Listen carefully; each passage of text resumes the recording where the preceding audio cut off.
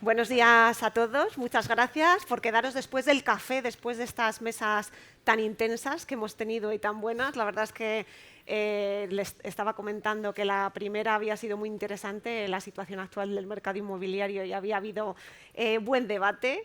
La segunda, la nueva ley que nos afecta un poco a todos y bueno, que tenemos que conocerla. Y gracias por estar aquí. Os presento para que conozcáis a Carlos Escoda, CEO de Smart Rental, Victoria Roa Aguirre, presidenta ejecutiva de For You Rentals, Luis González Martino, director de estrategia, underwriting y valoración de Retalco Grupo Santander, y César Crespo, director de negocio de Mutua de Propietarios. Bueno, muchas gracias. Hoy venimos a hablar de algo distinto a lo que hablamos normalmente, que es el mercado de vivienda habitual, porque no nos damos cuenta de que existen otras caras dentro del alquiler muy interesantes y cada vez más, bajo mi punto de vista. El alquiler de vivienda habitual todos sabemos cómo está, y hay otros modelos de negocio que creo que bueno, van a ser muy interesantes, todo lo que nos cuenten nuestros ponentes. Si tenéis alguna pregunta, aunque ya he hablado con varios por ahí que tenían, quiero preguntar, ¿puedo? Pues levantáis la mano y os pasarán un micro y haréis esa pregunta. Lo mismo con vosotros, podéis debatir todo lo que necesitéis y queráis, ¿vale? Victoria, si te parece empezamos contigo, ¿vale? Como especialista en alquiler vacacional y turístico, ¿cuál es tu opinión sobre el impacto del alquiler vacacional y turístico en el alquiler de vivienda en las grandes ciudades, sobre el alquiler de vivienda habitual? Fantástico. Bueno, gracias Elena, gracias a Renta y a todo el equipo por hacer estas jornadas que me parecen extraordinarias y creo que es muy interesante que se sigan haciendo. Bueno, contestando a la pregunta, a mí me gustan los datos objetivos. El alquiler turístico son 1.000 viviendas en la Comunidad de Madrid. Si queréis podemos dar datos también a nivel nacional, pero bueno, como estamos en Madrid y además es donde hay un mayor número de viviendas. Estamos hablando de 1.000 viviendas de alquiler turístico con licencia. Sí, es cierto que sin licencia pueden ser unas 15.000, 17.000. Pero el alquiler de vivienda habitual en la capital de Madrid son más de 200.000 viviendas. 800.000 a 1 millón de viviendas en la Comunidad de Madrid. Por lo tanto, no supone ni un 0,3% de esas 1.000 viviendas que tenemos. Es casi pues ridículo, ¿no? A mí me gusta dar otros datos y voy a ser así muy breve, pero creo que nos va a dejar como para pensar sobre ello. El sector hotelero. El sector hotelero, estamos hablando que ahora mismo en Madrid tenemos unas 38.000 plazas hoteleras.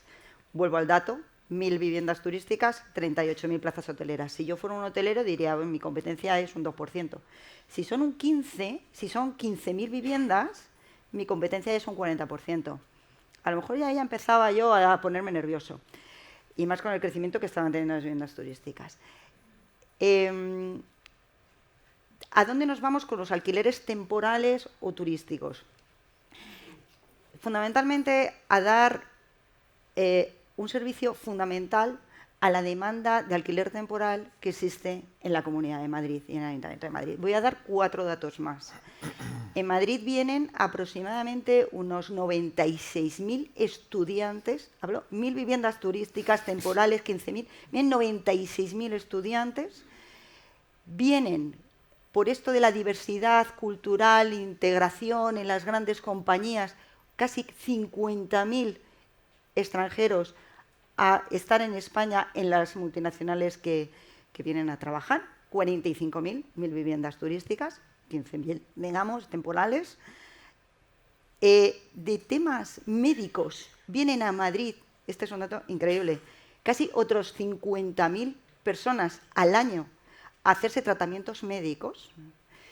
Si hablamos de los elencos de teatro, mueven en torno a 1.000 personas al año, que son artistas que vienen durante la temporada 6 meses, 8 meses, 10 meses, otros 1.000. Y luego os voy a dar ya otro dato más, porque por supuesto os daría muchos más, pero los nómadas digitales. Los nómadas digitales, desde el 2019, se han registrado más de 200.000 nómadas digitales en la Comunidad de Madrid. Vienen unos 50.000 nómadas digitales. Un nómada digital es aquel que viene con su ordenador, su empresa la tiene donde sea, eso sí, necesita un alojamiento donde estar, y vienen a Madrid 50.000. 1.000 viviendas, 15.000 viviendas, de temporalidad. Imaginaros los datos. Más de 250.000, sumando solo esto, más de 250.000 demandas que tenemos frente a una demanda de alquiler de 200.000 de vivienda habitual y de 1.000, 15.000. ¿Cómo no va a haber un desfase enorme con respecto al precio oferta-demanda? Y ahora ya dejo a mis compañeros, porque luego ya si encima os hablo de lo que son las promociones y las viviendas nuevas que salen anualmente, ahí todavía hay un desfase mayor de por qué existe una subida de precio, pero desde luego no es por el problema del alquiler turístico, vacacional o temporal. Muchas gracias, Victoria. Carlos, yo creo que en la misma línea, como gestionáis y expertos en gestión de activos, incluyendo Flex Living, Co-Living, Senior Living, entre otros, tanto en España, Portugal, Inglaterra, Hungría, habéis abierto, creo que en Grecia, en Miami estáis a punto ahora de abrir. En vuestro caso, bueno, ahora me hablarás un poco de tu idea sobre la pregunta de Victoria y sobre todo, ¿qué regulación o crees que la regulación en España tendría que ser más flexible o qué diferencia hay respecto a otros países? Gracias por la invitación. Yo represento Smart Rental, es una operadora. Hoy operamos la parte turística, tenemos hoteles, hostales y apartamentos turísticos. Y luego operamos Co-Living. Somos uno de los mayores operadores de Co-Living con unas 1.500 habitaciones. Flex Living. Y somos uno de los operadores de Senior Living que a día de hoy está en España operando activamente un inmueble, ¿no? Por lo cual tengo la vertiente tanto desde un hotel, lo que sienten los hoteleros, los que sienten los que operan apartamentos turísticos y los que operan el residencial, ¿no? Como decías, estamos presentes en varios países. El problema residencial, si me voy al lado residencial o de apartamentos turísticos, tengo un déjà vu, lo veo en todos los países. Si me voy a Italia, muchas plazas tienen el mismo problema que tenemos en España. Si me voy a Francia, el mismo. Ahora estamos ya avanzando para Alemania y tienen el mismo problema. Es decir, es un problema que está unificado o bastante grande en el resto de Europa. ¿Qué nos diferencia en España? Pues lo que diría es, creo que tenemos un problema cuando hablas de regulación. Tenemos un problema de regulación muy claro. Tenemos un problema de que cada comunidad autónoma regula como quiere y gracias a la aportación del gobierno ahora también tenemos que incluso podemos regular dependiendo en qué calle estás. Por lo cual, claro, ahora ya es un despropósito. Un despropósito tanto por probablemente el inversor, yo no soy inversor, yo soy operador, pero sí que en el momento que vas a invertir en un activo y ves que te pueden cambiar las reglas del juego desde un punto de inversión o que desde un punto de operador, como es mi caso, te pueden cambiar las reglas del juego, pues hombre, da cierta intranquilidad. Por lo cual es obvio que gracias a esta aportación que han hecho algunas comunidades autónomas o digamos algunas calles, porque ya lo hacemos a calle, cambie. Entonces, y no se invierte. Por lo cual, en algunas calles, probablemente en Barcelona, delante de la calle puedes hacer una cosa, en la otra calle al otro lado. O sea, casi que si te tocan impares o pares, puede ser que tengas una regulación o tengas otra, ¿no? Ese es el despropósito que hemos llegado. Despropósito que seguimos llegando y que parece que seguimos arreglando algo que no se puede, que casi es lo que ahora le llamamos la ventanilla única. Vamos a ver cómo acaba todo esto. Acabará como un circo. Pero bueno, vamos a ver, o sea, en mi mensaje es, nosotros creemos que hay que regularlo y creo que no habrá ningún operador que no diga que no lo tenemos que regular. Lo que pasa que tenemos que es regularlo bien, establecerlo y unificarlo. Probablemente unificarlo desde un estamento europeo podría ser un atributo. Lo de la ventanilla única viene impuesto un poquito por Europa, pero será el primer país que nos abanderamos en ser los primeros haciendo esto. Hombre, podríamos ser los primeros haciendo otras cosas, que no esto, pero bueno, oye, vamos a ver cómo nos sale, ¿no? Creo que regularlo es importante. Distinto es lo que se intenta hacer es actuar sobre el mercado. Yo personalmente no me gusta la regulación del mercado, creo que la regulación del mercado, el propio mercado se regula él solo y no hace falta es darle patadas ni puñetazos a la normativa y a quien pasa por allí para intentar regular algo. El mercado hay que ponerle unas normas de juego y con esas normas de juego lo más unificadas posibles y lo más laxas posibles, pero con unas normas claras, el propio mercado se irá regulando. Lo que tú decías claramente es que, al final, otra de las cosas que está sucediendo es que entre la política y entre el ruido que estamos haciendo entre todos, que es principalmente, tú has dado unos números muy claros, y luego te vas a ver y todo es ruido, y ruido, y ruido. Y sobre el ruido están tomando decisiones, unas decisiones que no del todo son muy claras, ¿no? Entonces, bueno, el problema lo tienen también en Europa, en otras ciudades donde nosotros operamos, pero creo que el impacto del ruido es distinto y que algo de regulación tenemos que tener, pero no darles estas patadas a la norma y empezar a poner calles distintas con regulaciones distintas. Lo que está claro es que son modelos de negocio interesantes que yo creo que crecerán seguramente de aquí a un futuro, porque como decía Victoria, los datos son los datos y la necesidad es la necesidad. Y otra de las caras que tenemos dentro del alquiler, no nos olvidemos de ello, algo tan importante como es el comercial. Para esto tenemos a hablar a Luis, es como empresa participada del Grupo Santander, expertos en la gestión de alquiler de locales y oficinas. ¿Cómo veis vosotros en este caso un poco también la situación que tenéis actualmente en ese mercado? Y voy a lanzarte una pregunta, dado que también tenemos aquí a compañías de seguros, y es ¿cómo veis el seguro de impago de alquiler para la comercialización de estos locales comerciales, oficinas, etcétera? Bueno, pues muchas gracias por la invitación, Javier y demás de Renta. Estaría una hora hablando, porque a todo lo que has dicho tú y todo lo que has dicho tú estaría dispuesta a poner una puntilla apoyando, no discutiría. Pero me voy a centrar en lo mío.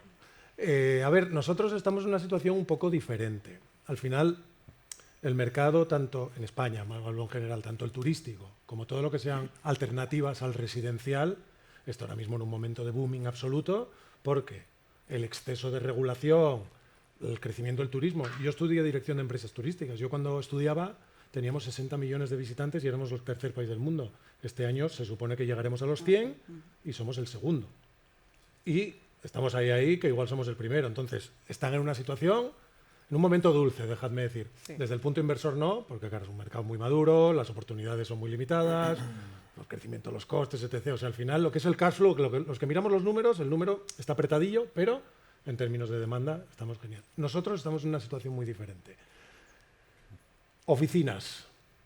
Oficinas era dentro de... A mí me gusta siempre diferenciar el real estate en dos. El residencial puro, donde la mayor parte del parque de vivienda es de compra de usuario final, hay una parte dedicada al alquiler y todos estos alternativos, pero estos alternativos los metería en este segundo grupo, que es el comercial, o el terciario, que no es terciario, es el más institucional, más dedicado al alquiler de una forma más profesionalizada.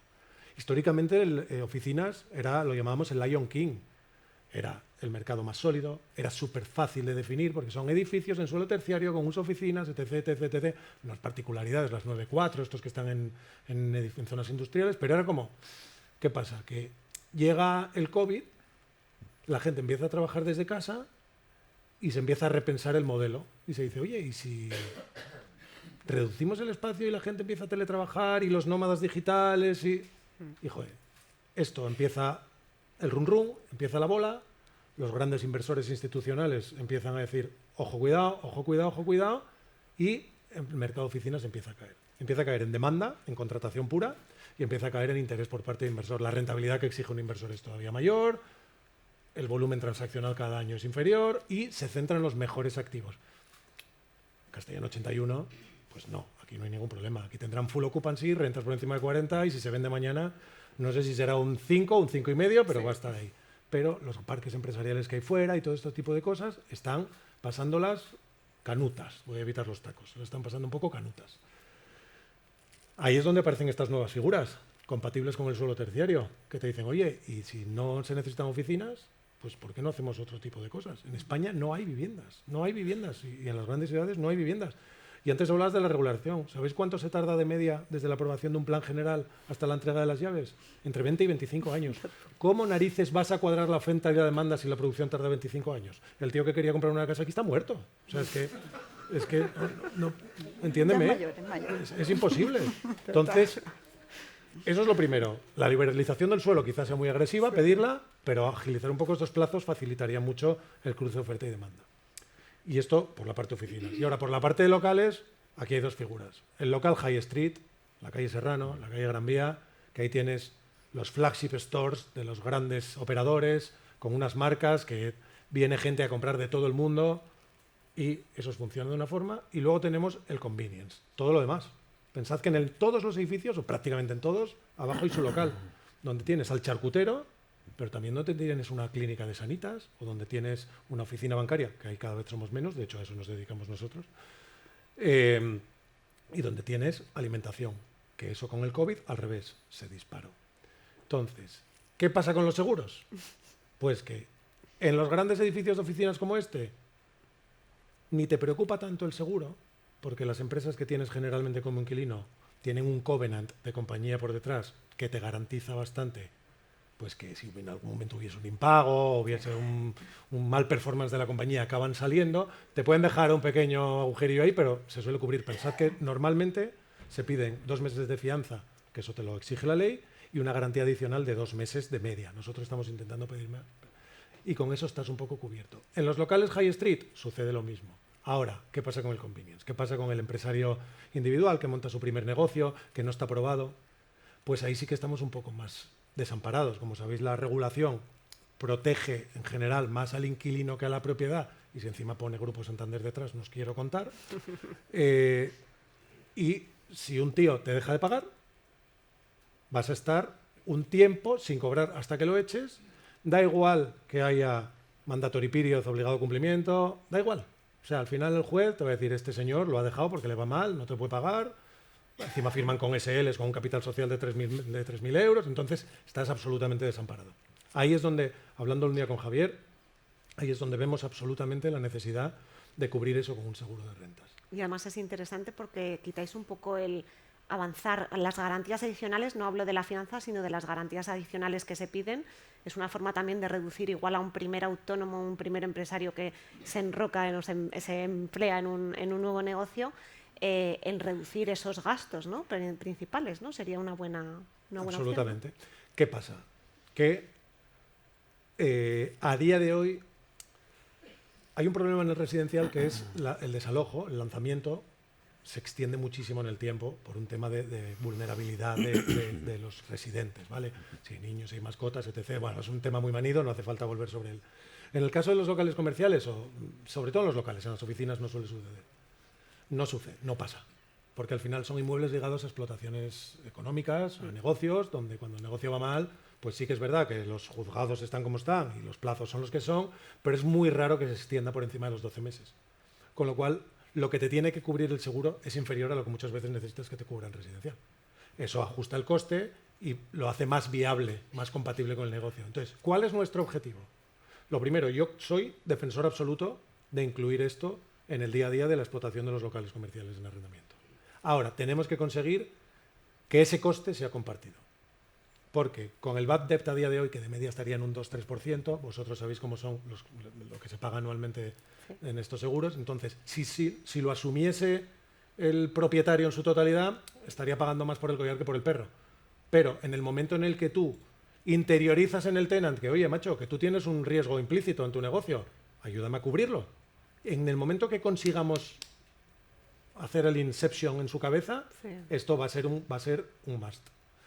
El mundo va girando, las cosas a veces tardan, pero yo apostaría a que en 24, 36, no te sé decir, esto va a ser algo muy interiorizado al mercado. Sí, nosotros también lo creemos. De hecho, nos parecía muy interesante tu asistencia y tu ponencia precisamente por eso, porque es algo que los locales comerciales, oficinas, los tenemos como un poco olvidados y al final también es una forma de alquiler y es una forma que también necesita seguridad en estos tiempos que corren. Y César, otra de las patas de los alquileres, cada vez más, pues bueno, por las regulaciones de vivienda, etcétera, que ha habido, son las habitaciones.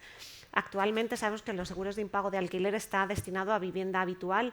¿Por qué no para un alquiler de habitaciones, un propietario que alquila por habitaciones? Y te meto ahí en el meollo de la cuestión. Bueno, ciertamente en el mundo, en el mercado, en la sociedad, cuando hay un riesgo, hay una industria que se dedica a analizarlo y que está encantada de asumir ese riesgo a cambio de una prima, llevárselo yo, quitártelo a ti si tú estás sometida a él, me lo quedo yo, tú me das una prima y yo me dedico a esto. Esta es la industria del seguro. Pero antes de entrar en lo de las habitaciones, quería volver a lo de los locales. En las primas de los locales en la prima de los seguros influyen dos cosas. Una es la severidad del siniestro, el coste medio del siniestro, que tiene mucho que ver con el tiempo del desalojo. En los locales es cierto, la gente no tiene tendencia a querer quedarse allí porque, oye, no me funciona, pues me marcho. Entonces, el coste medio es más bajo. Pero lo que ocurre es que la otra pata es la probabilidad de que ocurra algo. Tienes la prima debería ser la probabilidad de que ocurra algo por el coste medio de cuando ocurre algo, cuánto tengo que poner yo. Claro, esto es más bajo, ciertamente, pero esto es más alto. ¿Por qué? Pues porque las circunstancias son complicadas, porque cuando uno pone una sociedad, una persona jurídica por el medio, es para no tener que aguantar el riesgo de las cosas. Porque el que empieza no tiene historial. Porque en la contabilidad lo que te interesa es tener los mínimos beneficios posibles para pagar los mínimos impuestos posibles. Cuando tú te miras a aquello y dices, uff, qué miedo, este señor va a ser capaz de pagar la renta que le están exigiendo. Entonces, todo junto hace que el producto de las dos cosas pues nos lleve a unos números pues que son los que ya hay, porque ya hay solución para esto en el mercado, la tenemos en el grupo y hay otras aseguradoras que dan solución a este tema, ¿no? Volviendo a lo de las habitaciones. Hay un riesgo, y como hay un riesgo, hay una industria que lleva en su ADN el estudiárselo y el proponer una fórmula para, oye, me lo quedo yo a cambio de que me pagas esta prima. ¿Qué es lo que nos pasa con las habitaciones? Entraremos al final en él.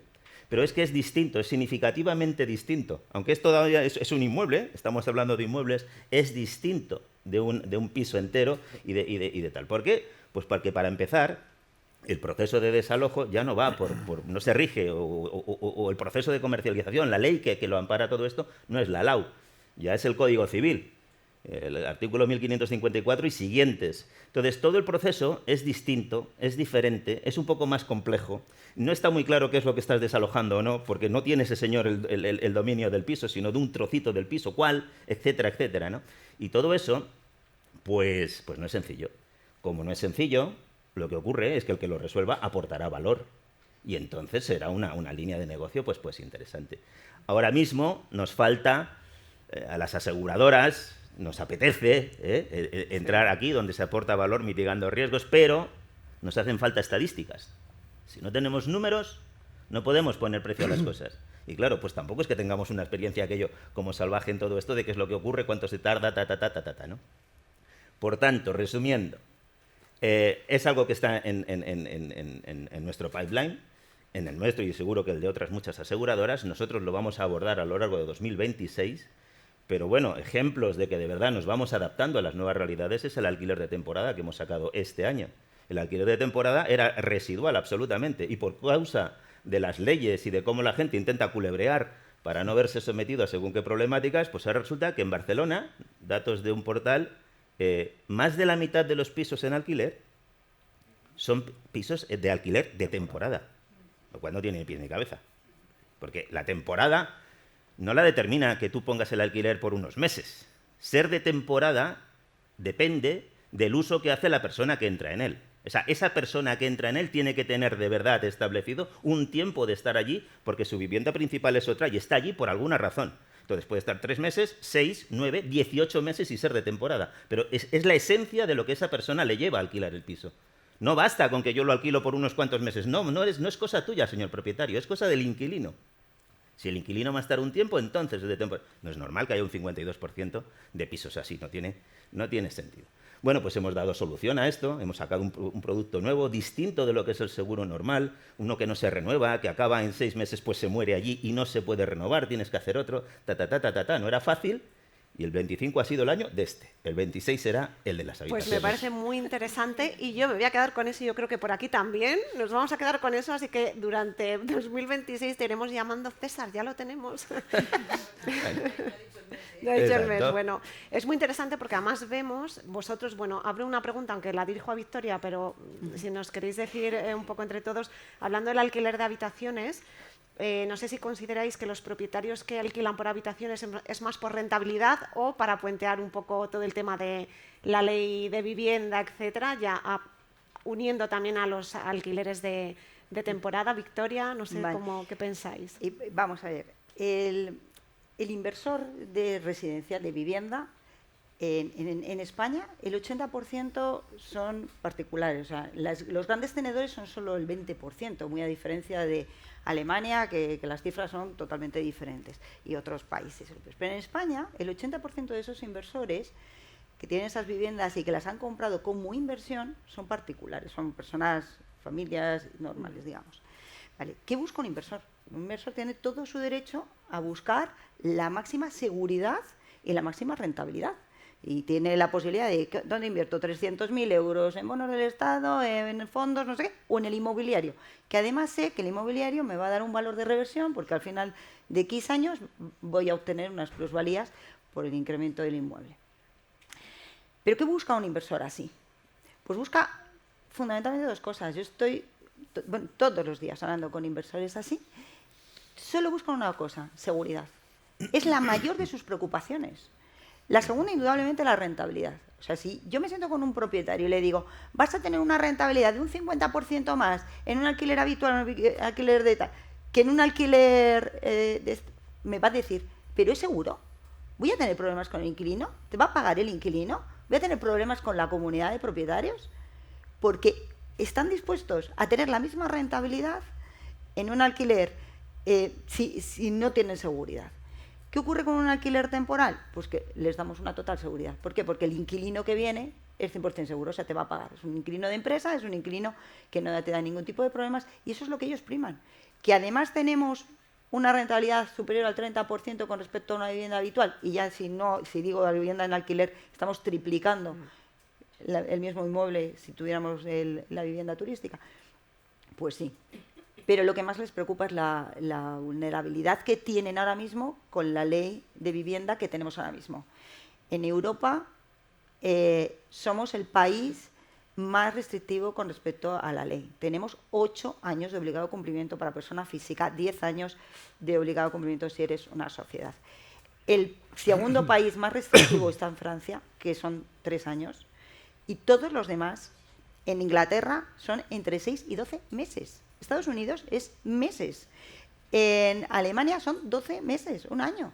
O sea, si eso lo abordáramos de verdad, y creo cosa que considero que va a ser imposible, pero bueno, y dijéramos una libertad mayor al mercado, probablemente el mercado tendría un mayor equilibrio. De otra forma, ¿no? Aquí, en nuestro caso, nosotros somos alquileres, o sea, nosotros alquilamos los inmuebles y sí que me encuentro en mi día a día tanto fondos como family office como propietarios independientes que prefieren alquilárselo a una empresa que a una familia, por la seguridad, por los riesgos que tienen, y probablemente sí que hay un efecto de que yo le pueda pagar mayor rentabilidad, pero en el fondo es lo que tú decías, a iguales, incluso sin mayor rentabilidad, prefieren, y eso porque ha sido por darle puñetazos a una ley que es la LAO, a darle puñetazos. Esto lo sumas a lo que decía al inicio Victoria, que cada día más, o sea, el modelo de vida, creo que tenemos un problema conceptual muchas veces, que el modelo de vida está cambiando. O sea, yo me compré con 18 años un coche y probablemente mis hijos no se compren un coche, lo cojan por la calle, cojan una bicicleta o cogen un patinete. O compran un coche compartido con 80 tíos. Entonces, las cosas cambian. Entonces, y dicho esto, el alojamiento también cambia. Entonces, seguimos pensando que la LAO es lo único que existe y que el cliente lo único que quiere es vivir durante 20 años en la misma casa.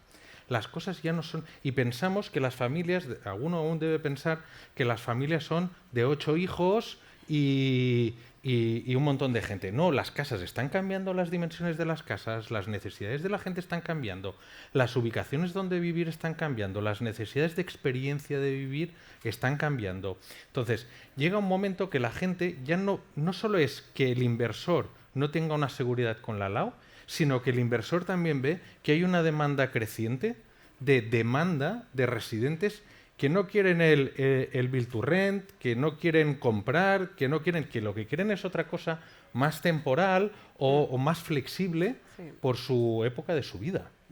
Y eso ahora no... O sea, ¿cómo vas a coger a un chaval, imagínate, de 25 años que se acaba y le vas a meter en un contrato de Laos, que quizá lo que quiere es otra cosa, es vivir en un co-living con gente, con experiencias, con actividades, con sinergias, y que quizá está viviendo 3 meses, 6 meses o el tiempo que quiera y luego se quiere cambiar, porque no sabe ni si está estudiando aquí, si quiere trabajar aquí, si es su primer trabajo, no sabe nada. De hecho, de todos los modelos de alquiler, vamos a llamarlo nuevos, no son nuevos, pero que ahora parece que están un poco más en auge, como el flex living o el co-living, etcétera.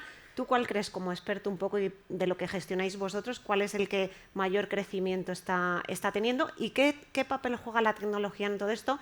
Hablando sobre todo de los jóvenes y de los nómadas digitales que vienen aquí o que van fuera. Nosotros hace 10 años empezamos con el co-living. Hoy lo entendemos como co-living. Te puedo asegurar que hace 10 años la palabra esa no la teníamos interiorizada. Y era casi más compartir experiencia, y lo que todos probablemente cuando hemos ido a Londres hemos vivido, de que hemos tenido que alquilar un piso, hemos tenido que buscar inquilinos que nos alquilen la habitación y intentar hacer todo esto, que era un trajín para todos, de tú tienes que pagar esta factura y yo la otra, tal, uno se va, tenemos que buscar un reemplazo y demás, ¿no? Pues bueno, lo que hemos hecho ha sido profesionalizarlo. Una empresa lo profesionaliza y crea una experiencia con un producto, con unas experiencias del cliente, ¿no? Eso, para ahí mi compañero, llevamos 10 años. Que si necesitas habitaciones compartidas, datos de habitaciones, tengo 1500 durante los últimos 10 años y te puedo dar las estadísticas de procedencias, edades y estados de pagos, ¿no? Hoy estamos presentes en Barcelona, en Valencia, en Málaga y en Madrid. Para mí es una forma que ya está muy estable. O sea, hemos visto un crecimiento muy grande, seguimos viendo el crecimiento, pero ya de una forma estable.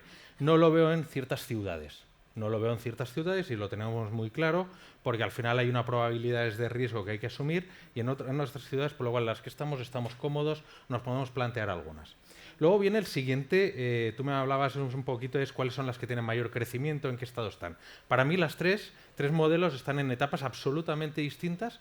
El co-living ya está en una situación muy avanzada, muy conocido por las financieras, por las aseguradoras, por los inversores y por un nivel que hoy por hoy os podría decir que estaríamos en torno al 98-96% de ocupación anual, por lo cual estaríamos en el pleno absoluto, ¿no? Luego viene el siguiente, que es el flex living. El flex living ahora está absolutamente de moda, sobre todo por lo que tú comentabas de las oficinas, el cambio. ¿Y el flex living qué es? Al final no deja de ser, es una mezcla de un co-living en un apartamento turístico. Es un espacio tipo apartamento turístico donde tienes unas licencias para vender en corto y en media estancia, pero que también tienes en las de media, tienes lo mismo que tendrías en un co-living, que es que quieres es experiencia, dinamismo, diversión, sinergias, tecnología, para que la gente se pueda hablar y compartir experiencias. Creo que esto está llegando, creo que ya nosotros lanzamos la marca hace 2 años, tenemos en varios sitios, incluso fuera de España, tenemos Flex Living, y es un producto conocido. Sí es cierto que Vuelo desde hace 8-12 meses es un apetito mucho más por parte de los inversores, del concepto de aquellos que tienen oficinas, que se están viendo en la necesidad, por lo cual ahora ya es como más público. Hay mucha más gente, lo ve como mucho más divertido y demás. Por lo cual estamos ahora en lo que diríamos en el inicio de la rampa. Hay operadores, hay financiación, hay inversores y hay una regulación, yo qué sé, que vamos a ver si no nos la cambian por el camino. Pero bueno, ese es el riesgo que asumimos todos al jugar este partido. Y yo creo, y hay una demanda. Lo que tengo claro es que hay una demanda. Y eso está clarísimo porque lo veo en el co-living, por lo cual se va a migrar al flex living y seguirá. Luego hablamos del senior living.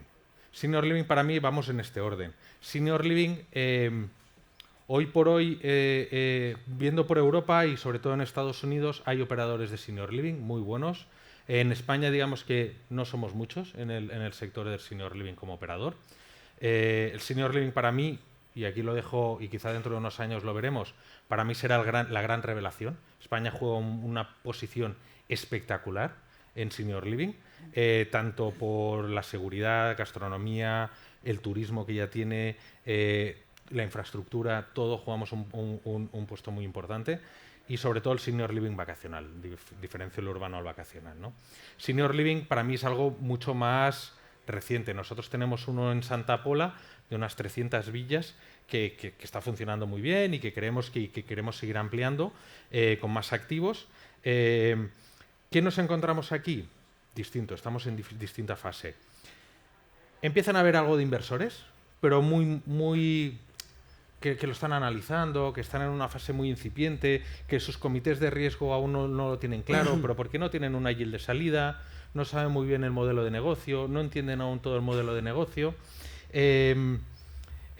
porque no hay muchos operadores operando, por lo cual no tienen una diversidad de escoger, y porque la financiación, a día de hoy, la propia financiera no entiende el modelo de negocio y está otra vez en esto, ¿no? Crecerá, ¿no? Y por otro, es la demanda. La demanda aún no sabemos que vamos a ser carne de cañón de senior living los que estamos aquí, pero vamos a ser carne de cañón de senior living los que estamos aquí.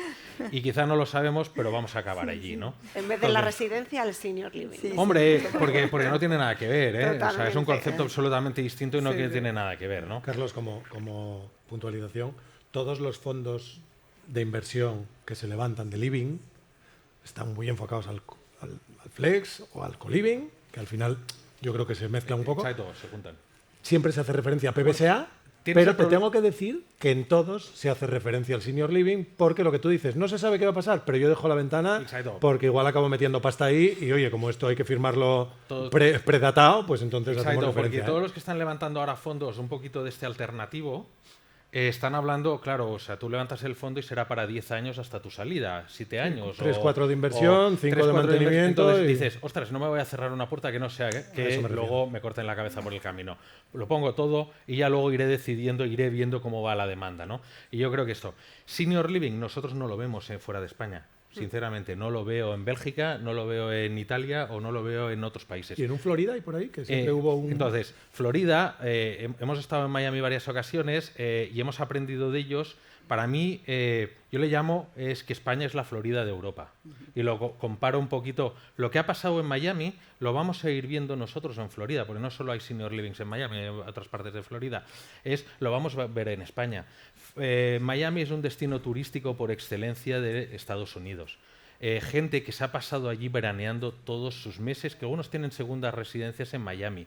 Cuando ya están en una época de jubilarse, la casa de 800 metros cuadrados con piscina, jardinero, servicio, no sé qué tal, ya no la puedes mantener o no la quieres mantener para un tiempo concreto que vas a vivir allí. Entonces, tienes la opción de venderla y de irte a un senior living porque conoces el bar que has ido estando toda tu vida, el sitio donde compras el periódico, el cine, la comida, conoces más. ¿Qué alemán va a quererse jubilar en Berlín si se ha pasado la mitad de su vida en Mallorca? Si es que no tiene otra opción. Si se conoce la paella mejor que nosotros o las calas de Mallorca mejor que... O sea que...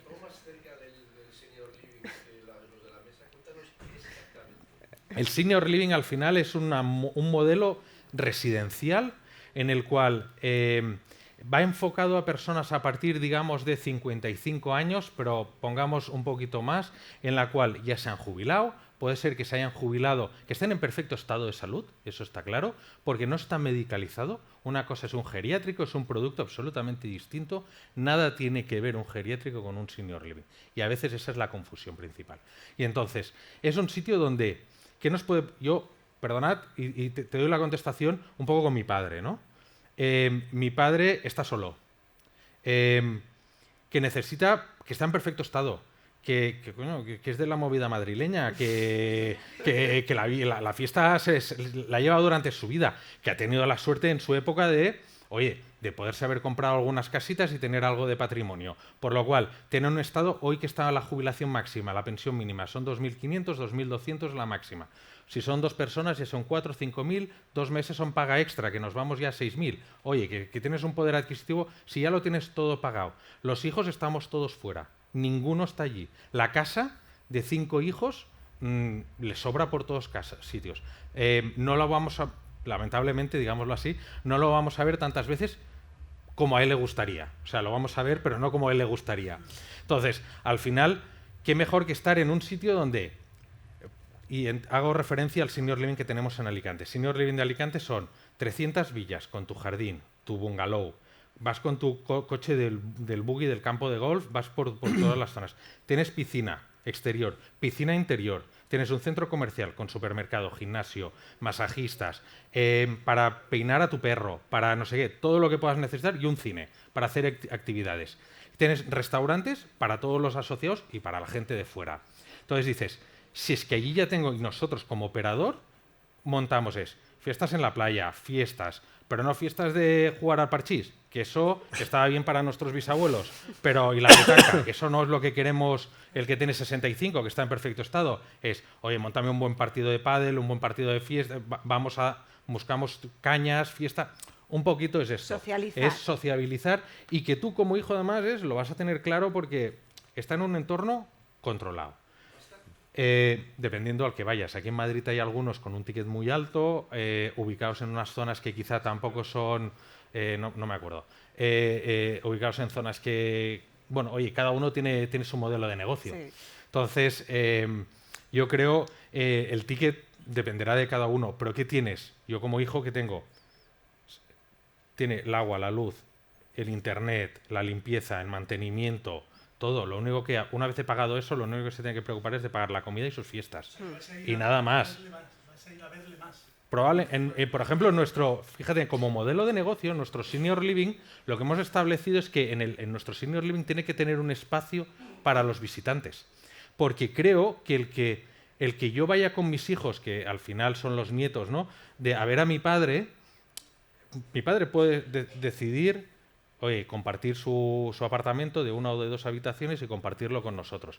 Pero también puede tener la necesidad de decir, oye, vamos a destinar 3 o 4 o 5 o 10 partes del edificio para los visitantes. Viene tu hijo, viene tu nieto o la nuera que no la quieres ver, pero te la trae el hijo y no sé qué tal, pues oye, la mandas allí, o que la nuera no quiere dormir con el suegro. Entonces, la mandas allí y lo tienes solucionado, ¿no? Oye, a mí me parece muy interesante. Yo creo que podríamos sacar una ponencia entera solo de senior living, flex living, sobre todo, de ese señor que ha sobre preguntado. todo Yo senior le living, contesto. porque yo creo que como tú vamos todo a ello. Entonces, Luis, ¿en qué invertimos? ¿En senior living o en comercial oficinas? Pues mira, en todo y en nada. Yo soy asturiano, pero voy a contestar en gallego. Depende. ¿De qué depende? Depende, mira. Al final lo ha dicho muy bien Victoria. Es un tema de riesgo y rentabilidad. Vale, ahora mismo, en todos estos modelos de living alternativo, en mi opinión, y esto es mi pura opinión, hay poco riesgo, pero también hay poca rentabilidad. Entiéndeme cuando te digo... No, entiéndeme poca rentabilidad si lo pones en comparativa con otros modelos de real estate que ahora mismo están en una situación peor. Cuando digo poca rentabilidad es que ahora mismo hay mucha demanda de inversores interesados en entrar ahí. De hecho, las tires que te dan los modelos a día de hoy de hotelero, turístico y living alternative están un poco por debajo de las tires que te dan otros modelos que ahora presentan más inseguridad, porque es que esto no tiene ningún secreto. Más seguridad, o sea, menos riesgo, sí. Menos rentabilidad, más riesgo, más rentabilidad. Entonces, ¿con qué nos estamos encontrando nosotros? Oficinas. Una oficina en el centro de Madrid, ESG, rehabilitada, con un tamaño de planta razonable, con todos los servicios, pues siempre va a tener demanda, siempre va a estar ocupado y siempre va a haber un tío dispuesto a entrar.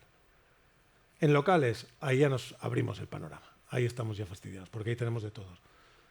Tradicionalmente, ¿quién invertía en locales comerciales? El privado.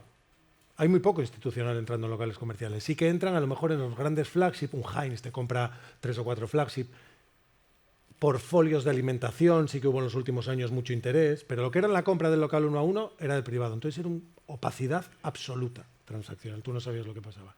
Pero era un mercado muy resiliente, porque históricamente los que seáis de Madrid o lleváis aquí muchos años viviendo, ¿cuántas veces habéis visto más de 2 locales vacíos en la calle Serrano, en la calle Goya, en Ortega y Gasset? Nunca. Los contratos son de 3 años de obligado cumplimiento y 10 de duración. Es decir, te pasas 7 años, el propietario se pasa 7 años expuesto a que el inquilino tome sus propias decisiones, porque tú ya no estás obligado. Pero no pasa nada, porque si mañana se te va Hermès, te entra el Louis Vuitton. O si se te va Pull&Bear, te hacen el Zara con Zacafé en la calle Hermosilla número 3. Entonces, es mega resiliente. Y si os fijáis, si veis las curvas de las rentabilidades de 2004, 2007, 2012, 13, 14 y empieza a recuperar, el retail high street, los locales buenos, han sido los más estables. El privado decía, oye, yo aquí meto mi pasta, está linkado a inflación, el riesgo de desocupación es muy baja, y si encima tenemos por detrás un seguro, que es un covenant adicional, que te protege sobre un posible impago, pues miel sobre hojuelas. ¿Vale? Muchas gracias. Como nos estamos quedando ya sin tiempo, Sí, voy a sí. lanzar una última pregunta. Es que me enrollo César. mucho yo, perdón. No pasa nada. Yo la verdad es que me quedo con ganas un poco de más, pero como hemos empezado un poquito más tarde, para no retrasar la siguiente, y lanzo una última pregunta para algo que creo que afecta a todos los viviendas, locales, oficinas, da igual a qué lo dediquemos, a qué alquiler vivienda habitual, y es el seguro multirriesgo. Y es algo que a nosotros nos interesa mucho y como correduría, ya esto es algo particular y personal mío, nos cuesta mucho encontrar seguro multirriesgo para viviendas vacacionales, turísticas. Es muy complejo. ¿Por qué las aseguradoras tenéis esa complejidad a la hora de hacer un seguro multirriesgo que es necesario? Porque se puede quemar, se puede inundar, puede haber un terremoto, se puede caer, yo qué sé, puede haber de todo. ¿Por qué? Absolutamente, hay un riesgo. Y si ¿Por lo qué, hay, César? sí, total. Pues te diré que hay soluciones para determinadas situaciones, situaciones. Por ejemplo, un comercio pues está cubierto, una tienda, una industria, un piso que sea de alquiler de larga temporada, etcétera. Pero hay otras que es verdad que nos está costando más entrar en ellas. Al final, lo que ocurre también siempre es que la aseguradora necesita tener estadísticas. Entonces, todas aquellas situaciones que son muy nuevas, a nosotros pues no tenemos una forma fácil de ponerle un número a las cosas. ¿Y qué es lo que ocurre? Que si para llegar a ese número viniéramos de un segmento que estuviese absolutamente sano en cuanto a su rentabilidad, a su tranquilidad que nos da a las aseguradoras, pues fantástico, porque dices, joder, no me puedo equivocar mucho, parecido a eso, y mucho no me puedo equivocar. Pero ¿qué es lo que nos ocurre en el hogar? El hogar en España es un ramo que ha tenido muchos problemas de rentabilidad, muchísimos problemas de rentabilidad. Entonces, las primas que se están cobrando hoy son insuficientes desde mi punto de vista.